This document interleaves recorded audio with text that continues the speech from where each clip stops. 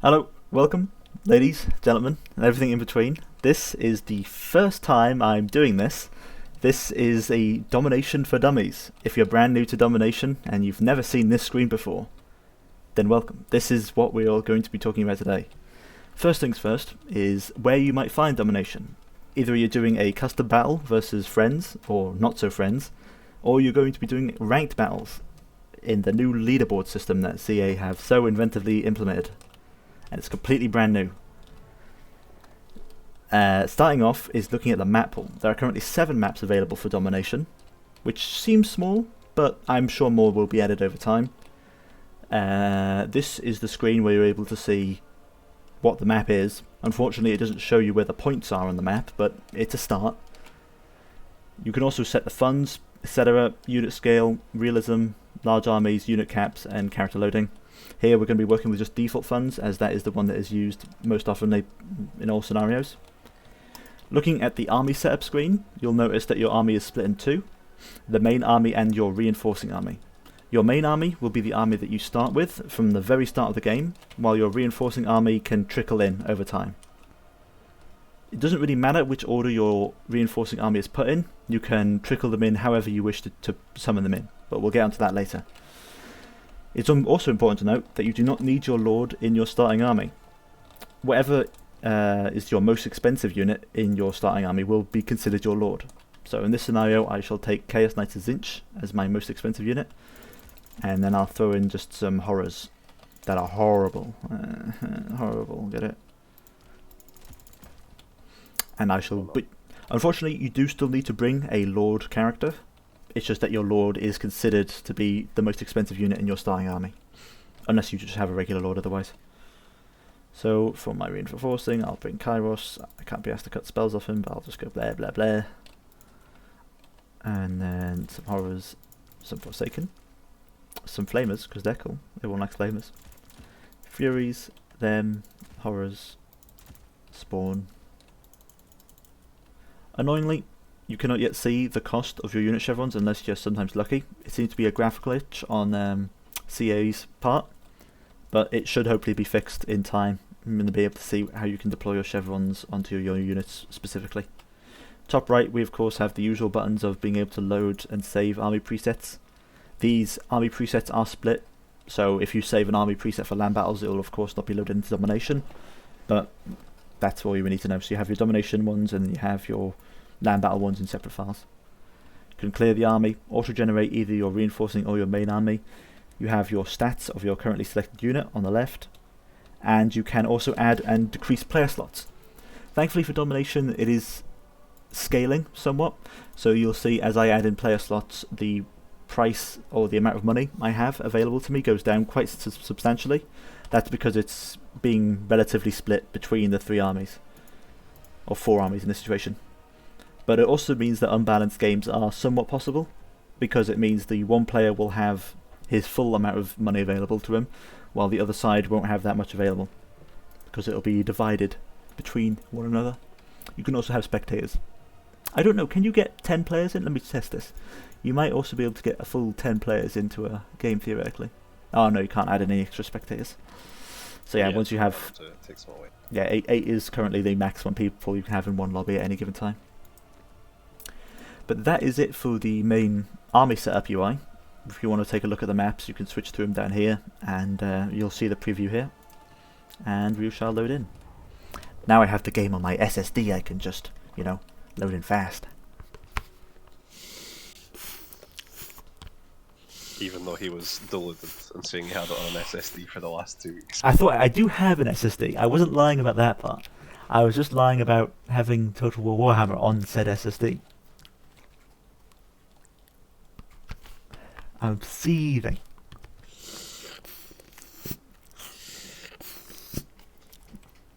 Look how fast. Just give it 1 more minute. It's almost done. Look how fast that was. That's so fast. That was done in like 10 seconds.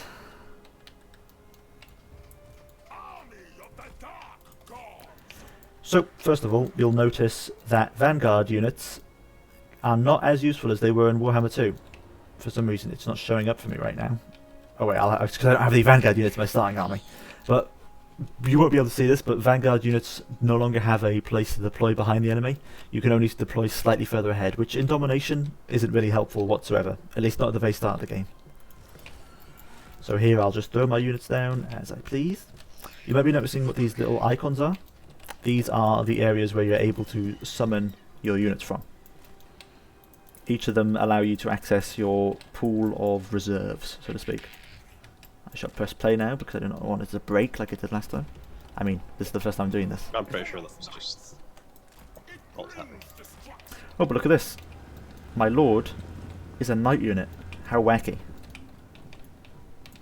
Anyway, moving down. As you can see, split through the middle of the map, there are 3 points. Each of them have their corresponding Roman numeral. These points are the ones you need to capture in order to attain victory tickets. The 3 points do not unlock for the first 3 minutes of the game, which is, I think, to prevent rush tactics. It is quite helpful and important. But it's still also important for you to get your army to those points as quickly as possible so you can secure them and lock them down before the enemy have a chance to make a defensive position. These points slightly further ahead of your main respawn points are the areas where you're able to deploy your Vanguard units. So you'll see here I can only deploy my Vanguard units with my Furies and Screamers, whereas my backline has the rest of my army, where you can also deploy your Vanguard if you so choose. So here I'll spawn in some Screamers of Inch ahead of where I'd normally be able to summon them. Appears to be some engagements at the start. I shall split things accordingly. These back points allow you to access all your units, but it's important that you make use of multiple at the same time. You don't want to be spawning your whole army down one. You want to try and split them up. And if the enemy pushes onto your spawn and you end up just stacking at the respawn point, there is one further in the back that you're able to spawn at in case you need to, because the enemy is attacking your spawn. Here we can see the attack raging on. The scaling for each unit is also individual, so infantry units will be able to capture points a lot quicker than cavalry, which will be able to capture it a lot quicker than artillery, etc, etc. So when it comes to capturing things quickly, you always want to get your infantry on it, or at the very least a good lot of cavalry. Looking towards the top of the screen, you'll be able to see the 3 victory points now at 50 seconds before they are unlocked. You'll also be able to see the victory tickets of both the enemy and the ally. You gain, I think it's 5 victory points per second for every area you control, which is important because it means if the enemy has no victory points, they cannot gain any tickets. So even if the enemy is at like 5 points away from victory, if they don't control a point, they cannot win. So if you end up, even if you're really close to losing, if you can capture all 3 points, then you can theoretically swing the battle because the enemy won't be able to capture any more or take any more points. Off to the side we can see the supplies. You gain these supplies per second. At base you gain 16, but you also gain extra for damage you deal to the enemy. These can also increase if you're losing. So if you're capturing all 3 of the points, it means your opponent will get a bonus to supplies and will be able to pick up a lot more units to be able to push back. I shall summon in some more units.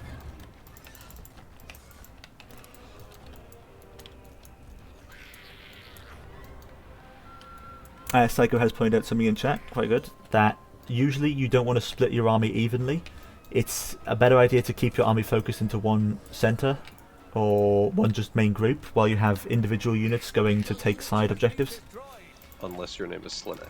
Yeah, unless your name is Slanesh, in that case your army can just move at 100,000 miles per hour and you don't care where you are.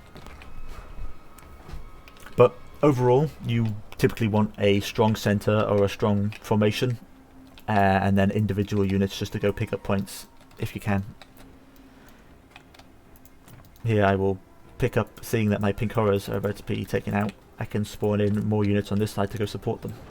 Spawning in some spawn of Zinch, they'll send them out and they should go help out with those Jade Warriors to capture that point.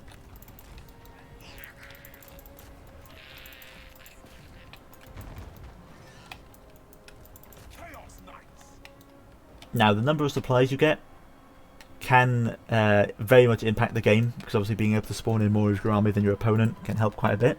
Because of this, it is theoretically a good idea to hold off on capturing points, so that the opponent doesn't get that immediate bonus to his supplies.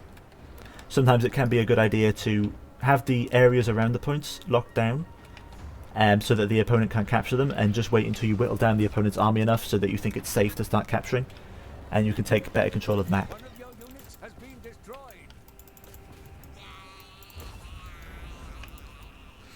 Thankfully down here you see the summon reinforcement square.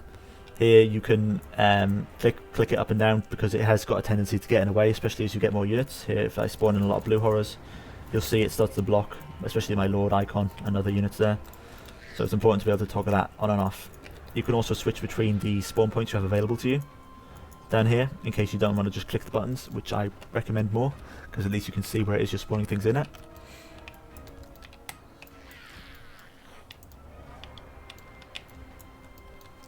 Positioning is, as always, with other Total War games, quite important in Domination, especially because when it comes to Alexis's artillery up here, there's the incentive for me to go all the way up there with my infantry is quite weak. When all the points that I need to win are down here, it means his artillery is able to fire quite freely. So that's why I have to rely on flying infantry. Speaking of flying infantry, all flying units are incapable of capturing points. Even if you land them with the new feature in Warhammer 3, they cannot capture points. This is a thing I see a lot of new players do recently, but they're just simply incapable of capturing points. Even if you want to land them. If they land, they start capping? So Psycho says? Lexus? No. No, not as far as I'm aware. Try it on top point. I'll try. But from what I've seen, they don't. Psycho unit. We're about to find it. I'm about to know if you find out if Psycho, a trained mentor, is a new player. But I have seen Furies land on points before and not capture them. Yeah, I'm almost sure they can't capture them. We shall see on number 1, over here. This is a test for both us and the people watching. It's because this game's new. We haven't got quite everything yet. One of your units has been destroyed. I can't wait till I have to remake all the faction videos when Warhammer 3 comes out. Okay, so let's go ahead and land. Should you need to? Well, we'll talk about it. Nope. No capturing. Psycho is a newer player. Psycho, God, name and shame. Name and shame. So yeah, flying units are completely incapable of capturing points. So don't think you're being sneaky by running that Fury unit over to the point that hasn't been captured yet, because you're not.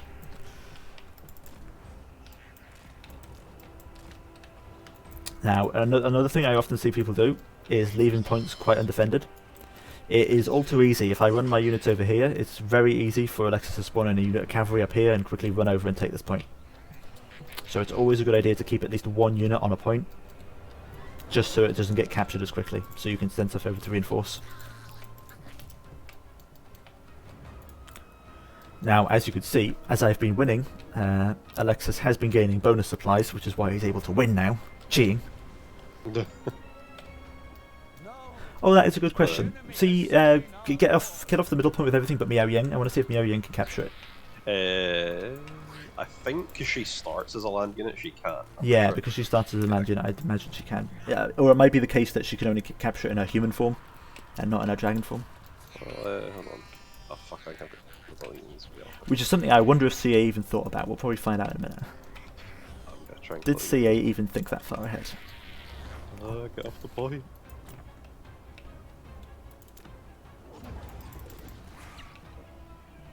Get off the point. Okay, well it appears you're capturing it right now. Yeah, you are still capturing it. Just transform into a dragon and see if you still capture it.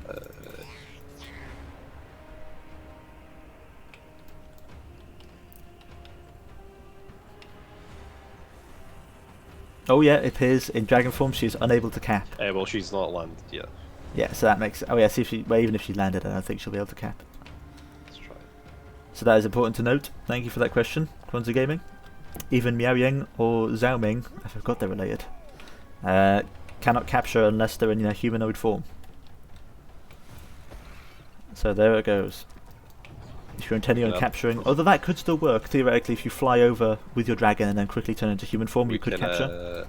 Add a bug to the bug report for CA. If you transform Yao Ying into a dragon and immediately click land, she bugs out. It doesn't move. Oh, okay, that's another bug. She's stuck. She can't move. Yeah, she's stuck. She's stuck. Okay, well there goes Emming. Yeah. I have to pay respect to. Oh no.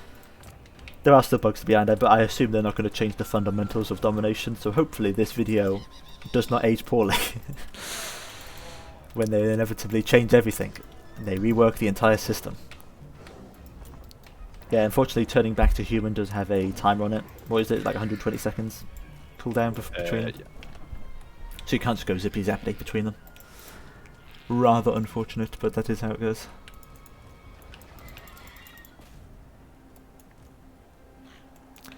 In the top left of the screen, one thing I haven't noted yet, you can see some new UI buttons as well as the leaderboard. The leaderboard showcases how many supplies you and your teammates have. So if your teammate has like 1,000 points and isn't using them, you can yell at them. It also shows how much damage you've done and how many units you currently have out of the units you have available. The new buttons up here, you've got a new menu screen, very nice, much better than the old basic menu screen that Warhammer 2 had. At least that's my personal opinion. The help pages, which are of course very helpful if you're a newer starting out player. Kind of hard to read through when you're in the middle of a battle though, but if you're in a campaign, quite easy to pause. And the unit and spell browser. Boy, I can't wait for it to go over all these laws. That's going to be so fun! And there's also a full unit browser here as well. So if you're not sure what, say, that Cathay unit you're fighting is, or how much it is, you could be like, okay, Terracotta Sentinel. It doesn't tell me the gold cost. That's a shame. It does show me the stats at least. There we go, Zambing. Wait, where'd she go? She landed. Oh, I can't see her anymore. Oh, there you go. She was just hidden. I thought she just disappeared then. She deletes. So yeah, that is how Domination goes for the variety of things. That is how you'll play out every ranked battle, every custom multiplayer battle. I'll now show a quick replay, just to illustrate how some Domination might be played. For a good example. Thank you, Alexis, for your help. Yes, the grand assistant. The grand assistant, Alexis. You were just here at the time. I shall pick out one of the... Oh my god, did I save them in the wrong file? Oh well, I've got one here at least. Well, don't worry, Psycho, I'll look at all those replays at some point you sent me. Next session, we'll look at them all. I had them all, but I think I saved them into... I think I might have put them into Total Warhammer 2 instead of 3. Well... I'll get to it. But this was a good battle I had, and it also illustrates some interesting points that I've made throughout this video. Let's hope it's not out of date. The only thing they've really patched stuff out. They shouldn't be out of synchronization, but it should be fine. The Warbear sled thing is really common, I'm noticing. Yeah, that is a Kislev strategy. The Warbear sleds. I think these are light sleds, these aren't even the heavy ones. Yeah, the lights I think are better, to be honest. They're way cheaper and... So, here we go. It is me playing as Nurgle versus the enemy playing as Kislev. Kislev bringing a strong sled core, many light warbear sleds along with Boros Ursun and a Patriarch on a warbear.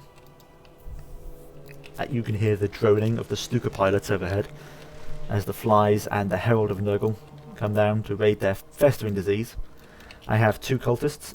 These cultists both have Plague Bearer summons on them, which is why they are quite good at Domination, because when they die you're able to resummon them, but we'll get all onto that when we cover the rosters. I also have some Plague Toads of Nurgle and a unit of Nurglings. I also have a unit of Plague Bearers following in the back. We'll get through this a bit because at the very start it is just a strong skirmish game from Kislev with his warbear sleds. These warbear sleds are also exceptionally hard to deal with for Nurgle, who lacks the fast moving units besides toads and flies. I do summon my Plague Bearers here, perhaps a bit accidentally, but that's the way it goes. Now here you can see, as my entire army is distracted over onto this side, the enemy has summoned in some cheap infantry to quickly rush over and take this additional point, because it's basically free for the taking at this point. I do send some Forsaken to counter, and I also reroute my Beast of Nurgle. You want to try and have the best trades possible when it comes to taking objectives. So here I'm sending Forsaken into Cossars with spears, but he is rerouting the majority of his army, and very quickly this becomes the mainer part of the battle, which probably means that there will be new units spawned in, and I send my Nurglings up here to the far other corner to capture these points for free, and the middle is of course also mine. And the battle rages on here.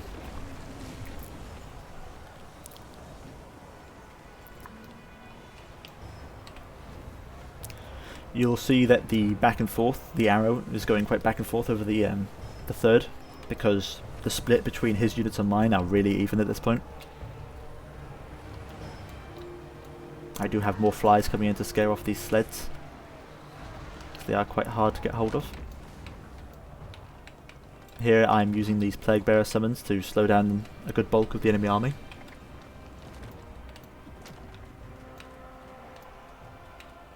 Here my Plague Bearers are tanky enough that I don't really feel a need to advance them. And so I'm just keeping them on this middle point in case something flanks around and tries to take them. The droning of the rot flies overhead.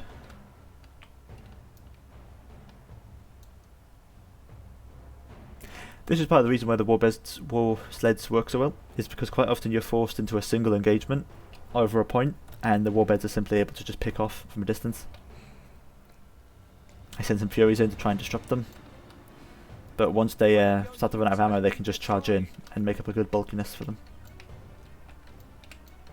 Here you see again, as the fight is majorly down here, the enemy has sent some units to take these other points. Winged Lancers will beat my Nurglings, and then he has Armoured Cossars to quickly capture the point. And in the middle, all I have is these Chaos Furies holding back these Cossite Dervishes and Winged Lancers, which are going for the middle point, which is now unoccupied. He has just spawned in his caster there as well. That is quite annoying. I've just realised that the Law of Ice Maiden symbol is very similar to the general symbol. It's a star. It's almost exactly the same star as well. That is irritating. I think I did that with Ted actually, where I thought he had no caster again, because he did that. Yeah, because he did that, 'cause it looks like a Lord symbol, but it's not, it's the Frost Maiden. The enemy has captured one of your victory points. Now here I am about to be triple capped, although technically speaking I still have control over this number 2 point, and so I am getting victory tickets for it. But he has control over the other two. Even though I only have the tiniest bit of control over this middle point, I still gain victory tickets for it because I was the last one to control it and he hasn't completely captured it. Zipping on through, he sends more Cav, more to support. While Cav don't have the capturing power that infantry do, their speed really does help them out a lot. It's part of the reason why I think Slanesh will be so powerful once they get fixed. Because speed will just allow them to move really quickly, redeploy where they need to, whereas your enemy is going to be forced to trickle in their units. I think it's just the chariots right now. Yeah, just chariots that bug. Well, I think that some of the cav aren't doing as much damage as they should do. But the cavalry feels really good, especially you have a light anti-large option, which is like 600 gold. 2 of them kill like anything, even warbears that are more than double their cost, so it's really good value. Nice value. I think 650 is definitely one of the most cost-efficient cavalries currently. They're 600, but you play against me a lot, I usually Chevron them 650. Ah, right, I see, that's one. I like doing it. And yeah, they usually, 2 of them will kill warbears, which are 1600, I think. I think they're about that. At least the heavy ones are, I don't think the light ones are that much. No, the warbear riders. The light the sleds warbear riders, right, yeah. The base 600 will just kill one, so that's when you catch them. Yeah. Here we can see the points, even though it's in my favour, that also means the enemy has gained his bonus to supplies. I do gain a little bonus from doing damage, but Nurgle isn't big on the whole damage dealing front, more on the whole sticking to a point and staying there. As you'll notice with these 2 cultists, I'm pretty sure they stay here until the end of the game. And they do not die. So sometimes just having a really sticky unit to pester the entire enemy army can be quite key, because if you can distract the enemy army, that's enough. Killing the enemy army is a secondary objective. As long as they're out of the picture and that allows you to get the majority of the points, you win. So I'll pick up it there. You can see just how sticky these units are, especially when they're firing winged lancers. These cultists just do not take damage at all. Same with my units over here. They've been fighting for so long. Just because the only damage dealer he really has here is Boris Urson. What's your opinion on Domination? Do you prefer it to land battles, or what's your... Yes, thank you, Psycho, for the point. It's a very good point. In terms of land battles and Domination, I don't know. I don't quite know. I really want to see how Mortal Empire factions interact with them. And then I'll be able to make my final assessment. But at the moment, I'm playing more Domination than I am Land Battle, by far. That's probably just because it's a new mode, and I'm getting a feel for it.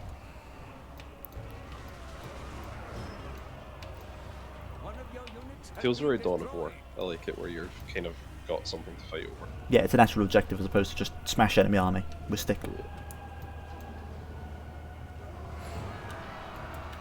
Here we can see a great example of what I talked about earlier. Even though I have really close to winning, the enemy can make a really strong pushback if he captures all 3 of the points, because it means I will simply stop capturing points. But here I have number 1, and that trickle should be enough to win me the game. One of your units has been destroyed. And these cultists just holding out forever, as they both apply their debuff as well, which reduces damage and speed. These two are just the ultimate stick, the ultimate goo creature.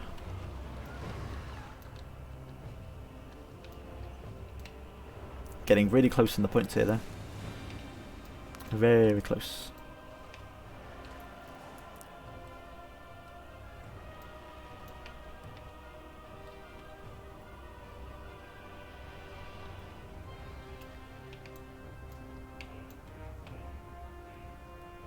One of your units has been destroyed. Look here, the split between the points is, again, you'll notice how the battle is split in 3 parts right now. And each part matters very much. If I manage to capture just one of these points, I'll win the game, for sure. But if I lose this first point, which is looking like I'm going to, it means I'll be triple capped and I won't gain any more points. These cultists still sticking around. And this one is starting to turn in my favour, but whether or not it turns quick enough. One of your units has been destroyed.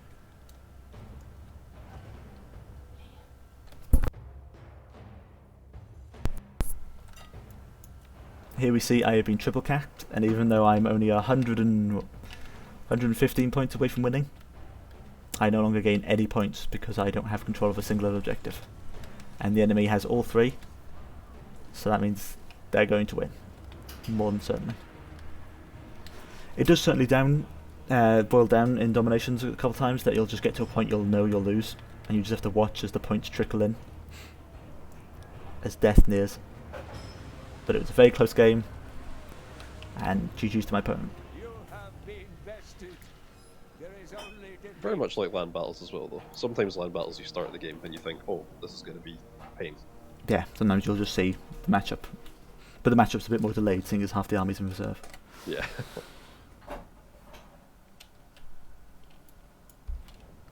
But yeah, that is all I have to cover in terms of UI and the general game mode of Domination. Yeah. Thank you all for watching. And next week, Friday, 6 PM GMT, we will start delving much deeper into the content that is Warhammer 3. We'll have several replays, and we should have some community battles going future in there as well. Look forward to seeing you all there. Thank you for watching, and goodbye.